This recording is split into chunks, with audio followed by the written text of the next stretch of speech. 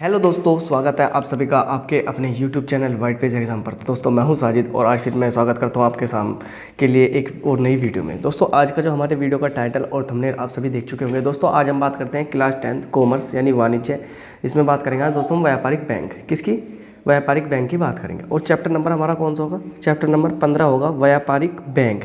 व्यापारिक बैंक दोस्तों, व्यापारिक बैंक से जुड़ी मैं आज आपको सभी जानकारी दूंगा जो कि आपकी परीक्षा की दृष्टि से बहुत ज़्यादा महत्वपूर्ण होने वाली है। तो दोस्तों वीडियो शुरू करने से पहले जो चैनल पर नए हो चैनल को कर दो सब्सक्राइब और इस वीडियो को कर दो अपने दोस्तों तक जरूर शेयर।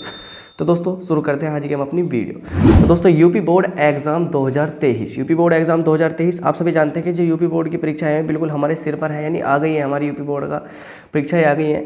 क्लास 10th होगा कॉमर्स यानी वाणिज्य होगा, क्लास 10th होगा कॉमर्स यानी वाणिज्य की क्लास होगी दोस्तों। चैप्टर नंबर 15 होगा व्यापारिक बैंक, चैप्टर नंबर 15 होगा व्यापारिक बैंक। दोस्तों आज हम व्यापारिक बैंक से जुड़ी सभी जानकारी मैं आज को आपको दूंगा। चैप्टर नंबर 15 व्यापारिक बैंक होगा दोस्तों। और दोस्तों इसमें सभी क्वेश्चंस हैं जो 2012 से 2022 तक बोर्ड परीक्षा में आए हैं। यानी दोस्तों मैं वे सभी क्वेश्चन इसमें लेकर आया हूं तो जो 2012 से लेकर 2022 तक लगातार यानी 10 साल बोर्ड परीक्षा में पूछे गए हैं। 2012 से लेकर 2022 तक बोर्ड परीक्षा में आए हैं। तो दोस्तों मैं भी सभी क्वेश्चन लेकर आया हूं। तो दोस्तों यानी 2012 से 2022 तक के सभी क्वेश्चन इस वीडियो के अंदर है। तो दोस्तों आप सभी भी जानते हैं कि हमारे चैनल पर कक्षा 10 और कक्षा 12 के कंप्लीट सिलेबस की तैयारी कराई जा रही है, वो भी चैप्टर वाइज। यानी कक्षा 10 के और कक्षा 12 के कंप्लीट सिलेबस की तैयारी कराई जा रही है चैप्टर वाइज। तो दोस्तों अगर आप सभी वे वीडियोज़ देखना चाहते हैं तो हमारे चैनल की प्ले लिस्ट में जाइए, डिस्क्रिप्शन में जाइए और वहाँ उन सभी वीडियो का प्लेलिस्ट दे रखी है और मैं उनका लिंक डिस्क्रिप्शन में भी अवेलेबल करा रहा हूँ कि अगर आप जाना चाहते हैं तो आप इस वीडियो के डिस्क्रिप्शन में जाकर उन सब की प्लेलिस्ट से भी वीडियो देख सकते हैं। तो दोस्तों शुरू करते हैं आज की हम अपनी टारगेट 23 फरवरी 2023, टारगेट 23 फरवरी 2023 70 नंबर बिल्कुल पक्के। यानी दोस्तों जो हमारा टारगेट है वो 23 फरवरी का है। 23 फरवरी को दोस्तों हमें बहुत अच्छे तरीके से स्कोर करके लेकर आना है। तो टारगेट 23 फरवरी 2023 70 नंबर बिल्कुल पक्के। यानी हम 23 फरवरी को अपना टारगेट मान के चल रहे हैं दोस्तों। आज है हमारा 3 फरवरी, यानी लगभग हमारे पास 19-20 दिन है। तो दोस्तों उसी को टारगेट करते हुए टारगेट 23 फरवरी 2023 70 नंबर बिल्कुल पक्के मैं आपके लिए लेकर चल रहा हूँ। तो दोस्तों शुरू करते हैं आज की अपनी क्लास। पहला क्वेश्चन देखेंगे दोस्तों, प्रश्न नंबर 1 व्यापारिक बैंक का एक कार्य लिखो। यानी दोस्तों व्यापारिक बैंक का एक कार्य लिखो। व्यापारिक बैंक क्या होता है? कह रहा है ना व्यापारिक बैंक का एक कार्य लिखो। व्यापारिक बैंक क्या होता है दोस्तों? व्यापारिक बैंक आज हमारा चैप्टर है। तो दोस्तों कह रहा है कि व्यापारिक बैंक क्या होता है, लिखो। तो दोस्तों एक बार देखिए 2014, 16 और 17 में पूछा गया। यानी मैं 2012 से 2022 तक के क्वेश्चन कर रहा हूँ। तो 2014, 16, 17 में पूछा गया है दोस्तों। व्यापारिक बैंक का मुख्य कार्य व्यापारियों व अन्य व्यवसायियों को ऋण प्रदान करना है। यानी जो व्यापारिक बैंक का वो मुख्य कार्य है दोस्तों, अगर आपके में क्वेश्चन आता है कि व्यापारिक बैंक का एक कार्य लिखो तो व्यापारिक बैंक का क्या कार्य है? व्यापारिक बैंक का मुख्य कार्य है व्यापारियों को, यानी जो व्यापारी यानी जो व्यापार करते हैं उन्हें तथा अन्य व्यवसाय यानी जो अपना व्यवसाय स्टार्ट करना चाहते हैं उनको क्या करते हैं? उनको ऋण प्रदान करना है। तो दोस्तों ध्यान रखना व्यापारिक बैंक का एक मुख्य कार्य क्या है? व्यापारिक बैंक का एक मुख्य कार्य व्यापारियों व अन्य व्यवसायियों को ऋण प्रदान करना है। अब दोस्तों क्वेश्चन नंबर 2 देखते हैं।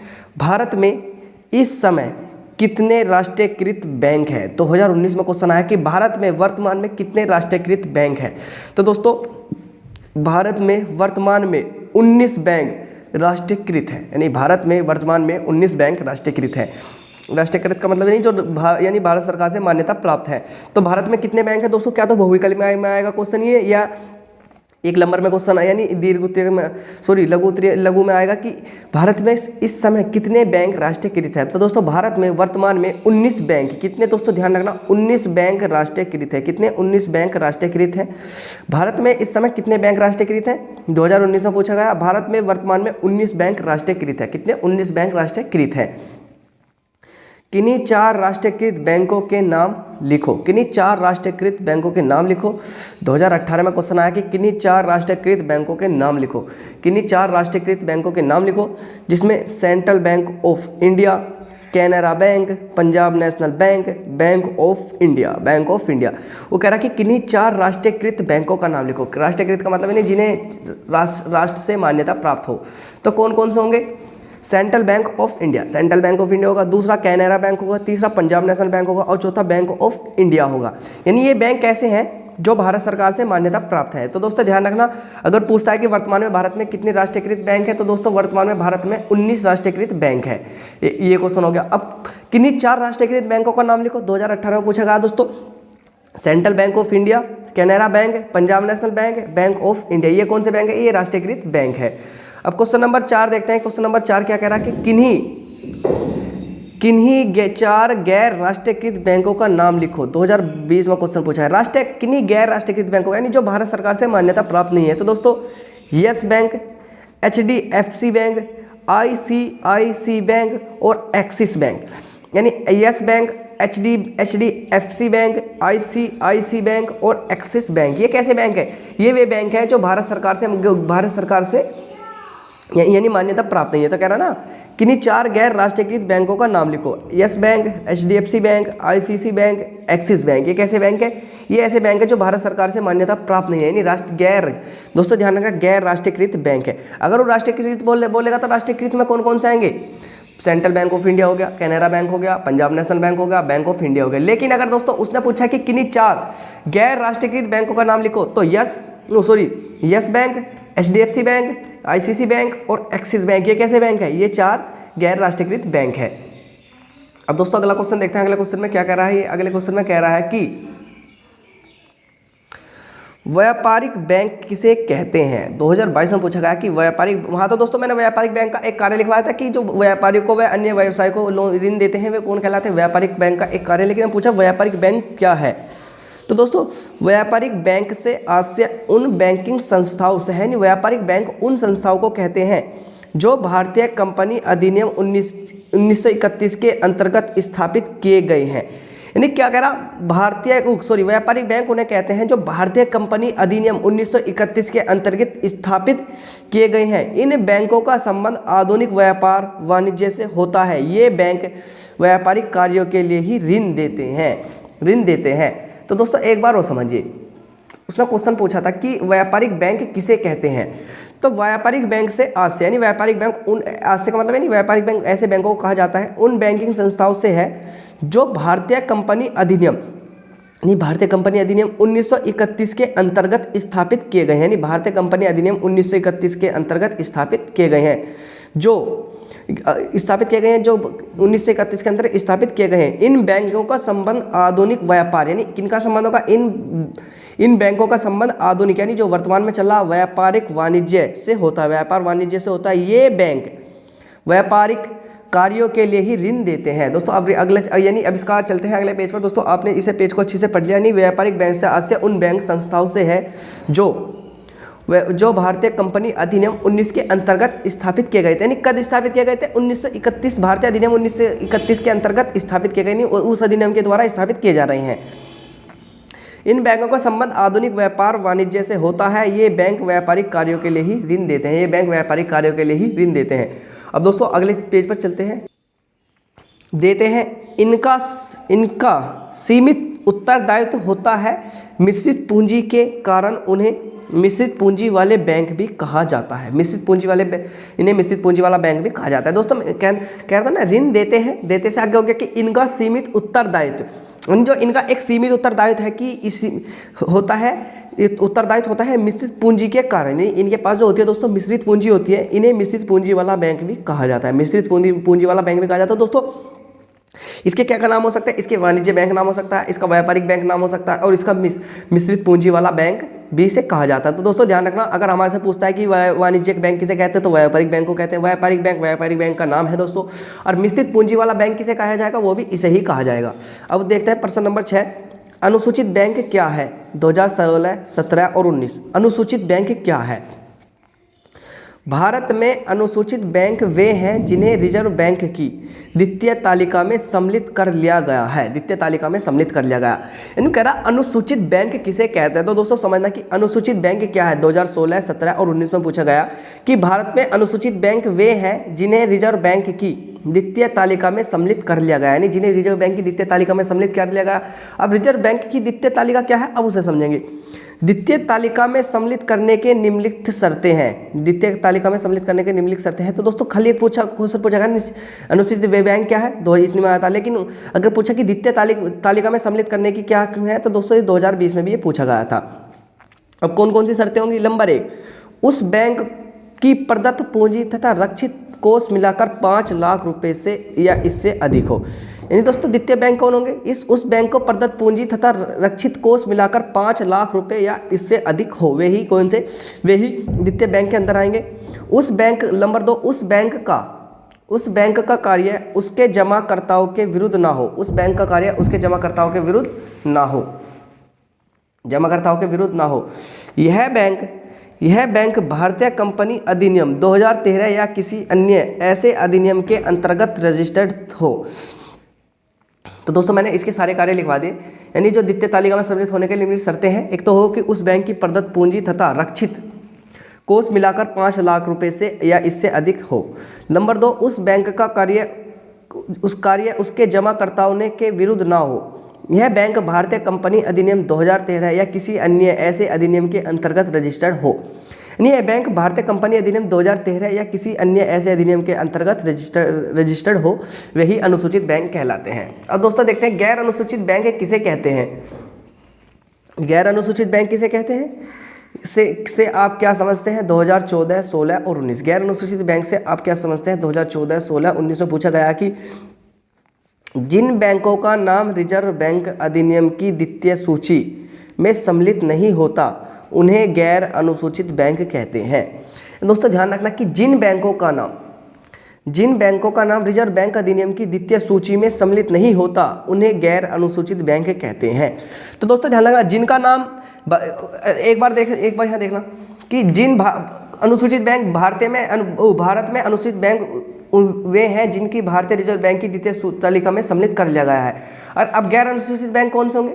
गैर अनुसूचित बैंक वे होंगे जिन बैंकों का नाम रिजर्व बैंक अधिनियम की द्वितीय सूची में सम्मिलित नहीं होता उन्हें गैर अनुसूचित बैंक कहते हैं। ये मुख्यतः 3 वर्गों में विभक्त हैं। यानी दोस्तों जो गैर अनुसूचित बैंक है वे रिजर्व बैंक की द्वितीय सूची में होंगे नहीं, और जो अनुसूचित बैंक है वे उसकी द्वितीय सूची में होंगे। अब ये मुख्यतः 3 वर्गों में विभक्त होते हैं। नंबर 1, जिनकी प्रदत्त पूंजी तथा संचित कोष मिलाकर 5 लाख रुपए से अधिक हो। यानी 3 वर्गों में विभक्त होंगे।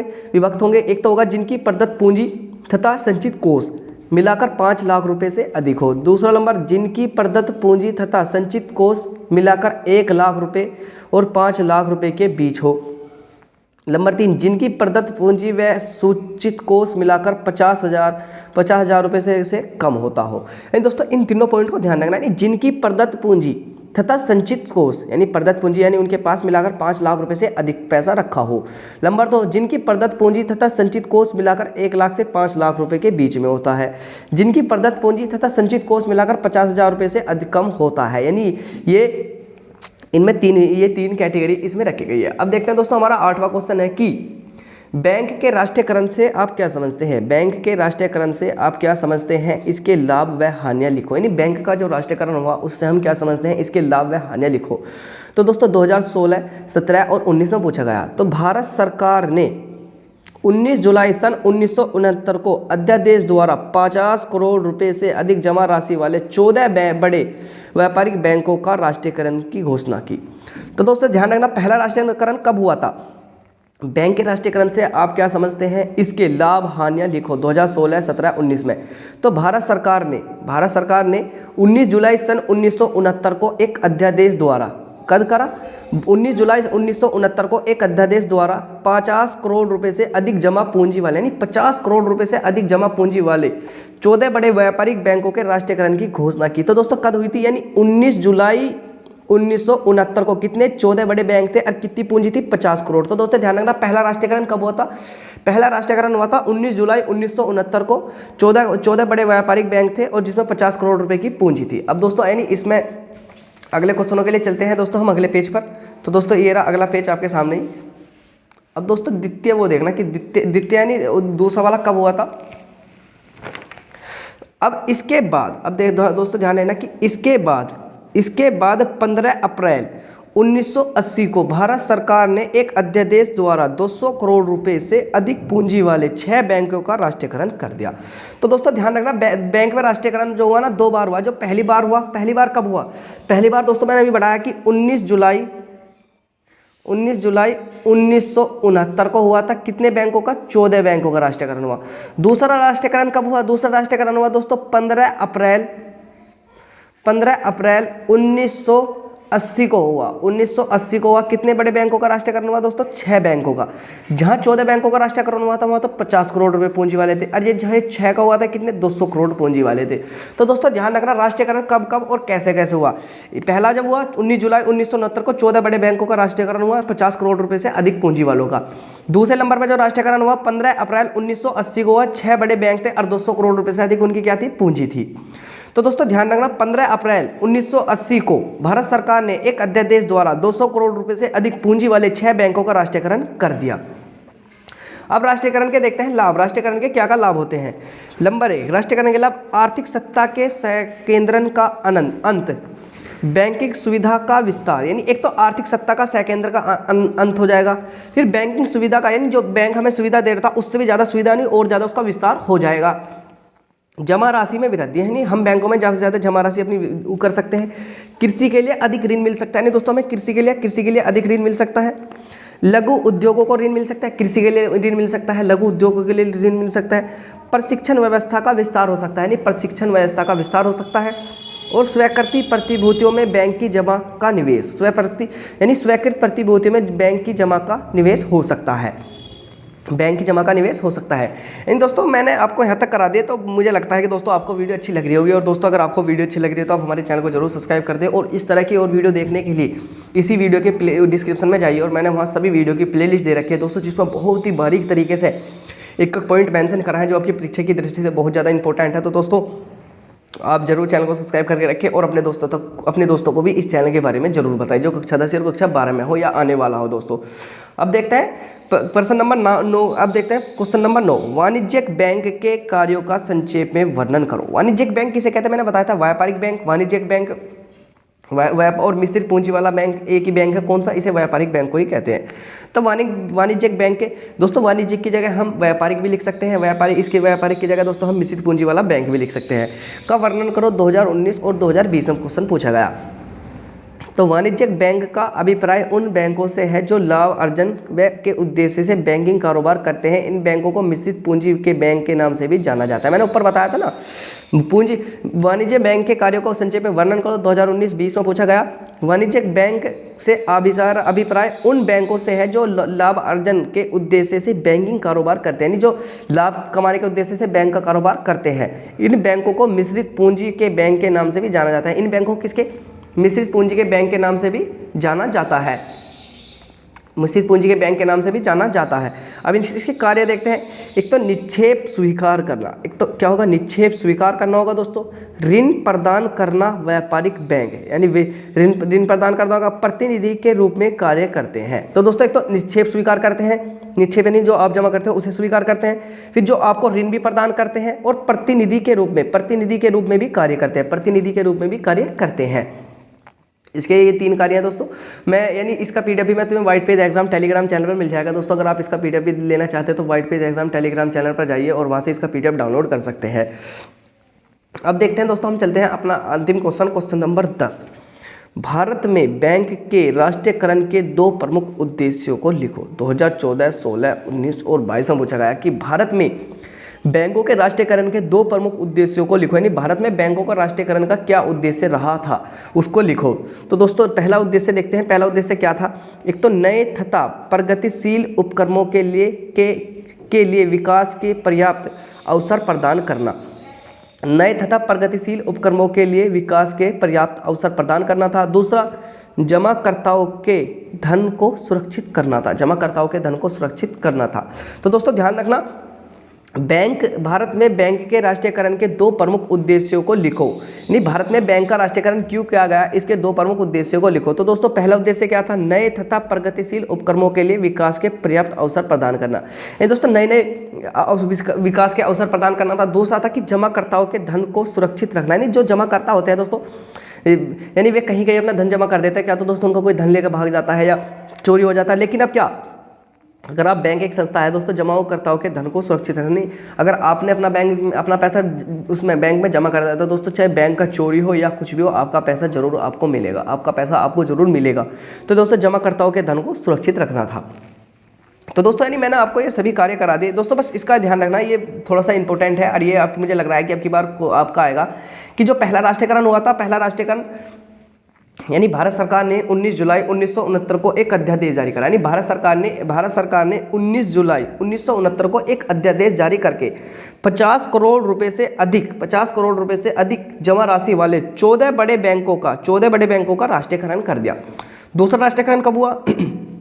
भारत सरकार ने 15 अप्रैल 1980 को 200 करोड़ रुपए से अधिक पूंजी वाले 6 बड़े बैंकों का राष्ट्रीयकरण कर दिया। 6 बड़े बैंकों का राष्ट्रीयकरण कर दिया। दोस्तों इसे राष्ट्रीयकरण को आपको बिल्कुल जरूर ध्यान रखना है कि भारत सरकार ने कब राष्ट्रीयकरण किया था, क्योंकि आपकी परीक्षा के लिए बहुत ही ज़्यादा इंपॉर्टेंट होने वाला है ये टॉपिक। तो दोस्तों यानी यह हमारा कॉमर्स का, मैंने आपको बहुत ही अच्छी तरीके से डिटेल दी कॉमर्स के बारे में। तो दोस्तों ये हमारे कॉमर्स के 15 चैप्टर पूरे कंप्लीट हो चुके हैं दोस्तों, 15 चैप्टर कंप्लीट हो चुके हैं। और दोस्तों 15 के 15 चैप्टर की वीडियो हमारे चैनल पर अवेलेबल है, आप जाकर भी वीडियो देख सकते हैं। मैं उन सभी वीडियो की प्लेलिस्ट का लिंक डिस्क्रिप्शन में दे रहा हूँ, जहाँ से आप ये सभी वीडियो देख सकते हैं। तो दोस्तों मुझे लगता है कि आपको ये क्लास ज़रूर अच्छी लग रही होंगी। और दोस्तों हाँ, अगर आप वीडियो देखते हैं तो वीडियो को भी लाइक कर दे करें, चैनल को सब्सक्राइब कर दे करें। और दोस्तों 1 या 2 यानी कमेंट भी प्यार से कर दे करें कि आपको कैसी वीडियो कैसी लग रही है, आपको पढ़ने में मज़ा आ रहा है, नहीं आ रहा है। तो दोस्तों यानी मिलते हैं अगली वीडियो में, तब तक वीडियो देखने के लिए आप सभी दोस्तों का दिल से बहुत ज़्यादा धन्यवाद।